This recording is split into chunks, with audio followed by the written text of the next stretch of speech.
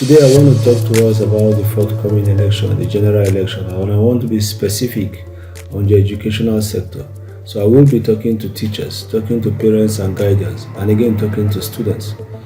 As we prepare for the general election, I want our teachers and those in practice from primary, secondary, and tertiary institutions to ask themselves questions about the kind of educational system we operate presently and if it meets the standard they desire to always continue to work in. The welfare that our teachers receive, if it meets the standard that they continue to desire to want to work in. And above it all, the ability for them to carry out research and develop themselves, if it meets the standard they will continue and desire to work with.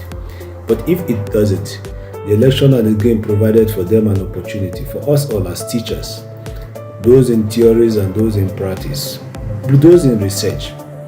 As you approach the election on election day, you will be voting for who will become your president, who will superintend over the policies of Nigeria.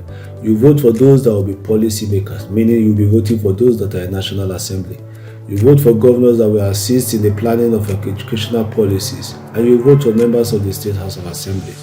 So when you are going to the poll, you will be guided with that spirit of the kind of educational environment you want to continue to practice in. You'll be guided in the kind of educational environment you want to continue to render service with. You have a mirror, the mirror in your country and the mirror in the developed country to compare with. Now look at these things and let them form the decision you will be making.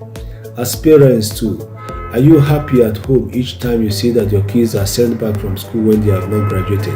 Or are you happy having spent a whole lot of money to see your kids go to school and they got out of schools with degrees and yet they still cannot find jobs because most of the employers complain that they don't have the requisite skill to fit in for employment? If you do not want that to continue to happen, it means you have to get angry. You have to be provoked on election day to make a honest decision by the ballot. Your strength and the opportunity that has been thrown before you today is the ballot. And the ballot is your strength and your power, which has to do with your vote. You vote for people that you know are credible in terms of policy formulation, people you know that are going to make wise decisions and take action to ensure that our educational system is revamped and reactivated. And for my brothers and sisters, students that are in school, from polytechnic, colleges of education, universities and monotechnic, and even those that are voting age in secondary schools, I ask you again clearly, the future of this country now beckons on you.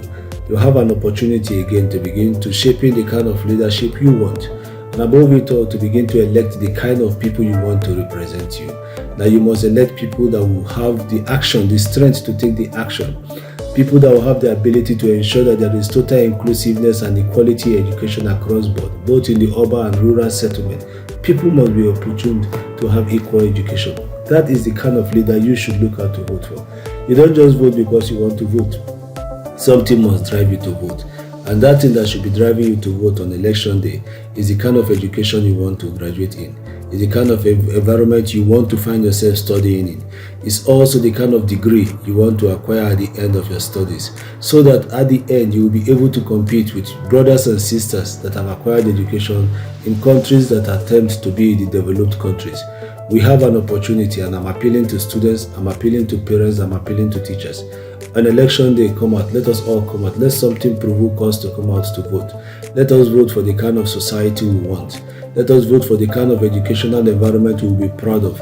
Let us vote for the kind of teachers we want to teach us. Let us vote for the kind of parents we want to grow up to become. Let us equally vote for the kind of children and students of a country we want to become.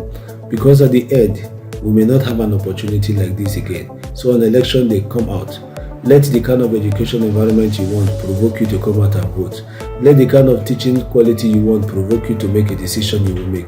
And above it all, let the kind of society you want to see yourself grow into provoke you to come out on election day to vote.